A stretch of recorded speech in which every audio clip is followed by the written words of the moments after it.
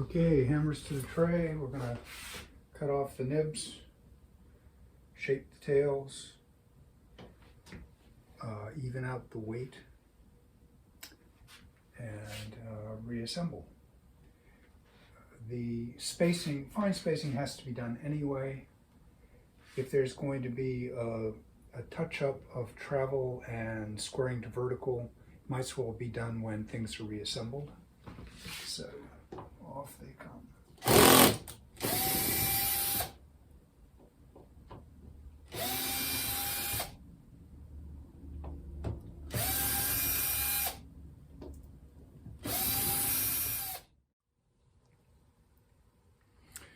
And off with the nibs.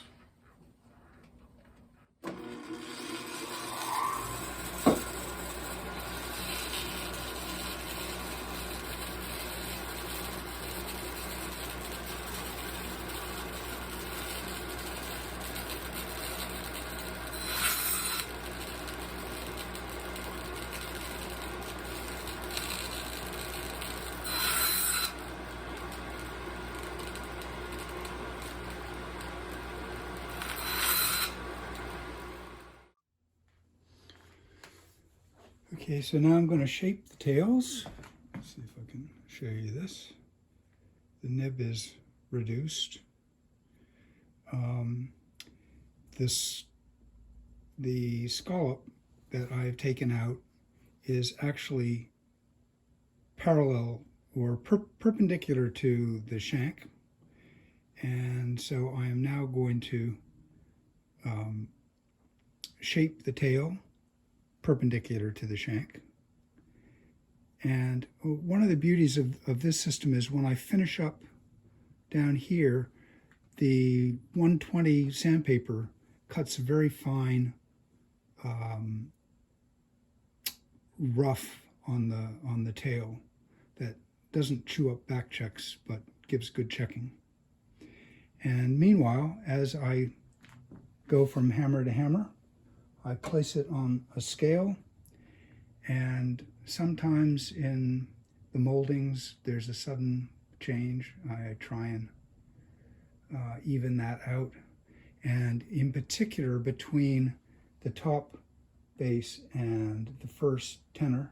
Now with the shaping of the tail, I have a little bit of leeway, and if I can, I'm going to make those two equal, and that really helps the voicing and the feel. You don't have an inertial shelf as you go from the bass section into the tenor section. So,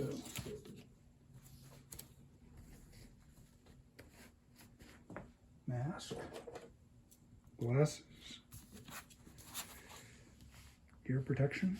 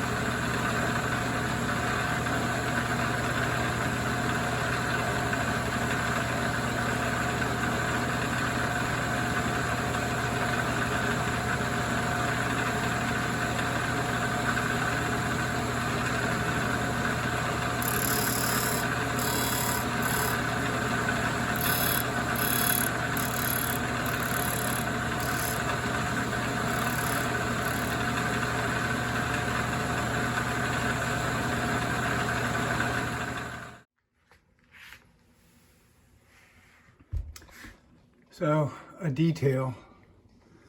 This stop was held in by two finish nails, and it wasn't held in very well. It was loose. The nails were slightly bent. It didn't go back firmly in place, and so I just decided, and it had no cloth on it. So I took it out, ground the back of it down a calculated amount, and glued on some action cloth. Previous to gluing on the action cloth, I drilled and countersunk screw holes.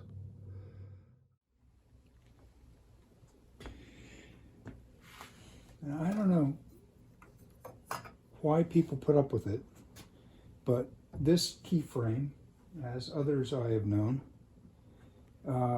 have had really sharp edges. And I pick it up like this. Now perhaps that's because I have long arms and other people can't do it that way, so they don't run into it, but that really hurt my hands. So I just rounded them off a little, to no detriment and to my gain. So the other thing I'm doing here is there's a lot of spring tension, and there is a little channel dug by the spring over time. It seems to be a this way dig, and it's likely to force the key frame into a particular position that is not necessarily the position that I bed to. So I'm going to redress this end, and then I will also level the spring when I put it back in this way.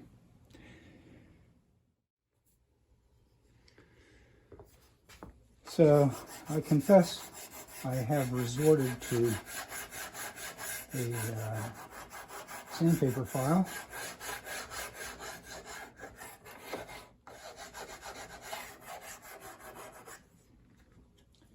And now finish up with my sharp razor blade.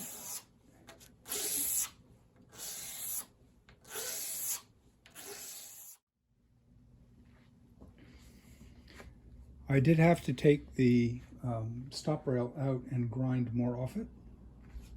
Now I have my keyframes splitting the difference. It could well be that the hammers were tipped before, but in any case, the shanks go in just a little bit, and I split it equally between the tenor and the bass sections. So I'm ready to start my hammer spacing to the strings. And in the case of this piano, the first step is going to be to respace the strings in the treble. And as a guide, I have a straight edge, and I can sight from the middle center pin to where the string enters the becket, becomes the becket. And I can see that this string goes a little bit like that. So what I'm going to do is space it to the dampers, which does actually move it a little bit this way, because it may never have been a straight line, and also the plate could be in slightly the wrong place, or the guide rail could be. But it's important that in this section that the dampers match the strings. So that's my starting point. And make it as straight a line as I can at this end.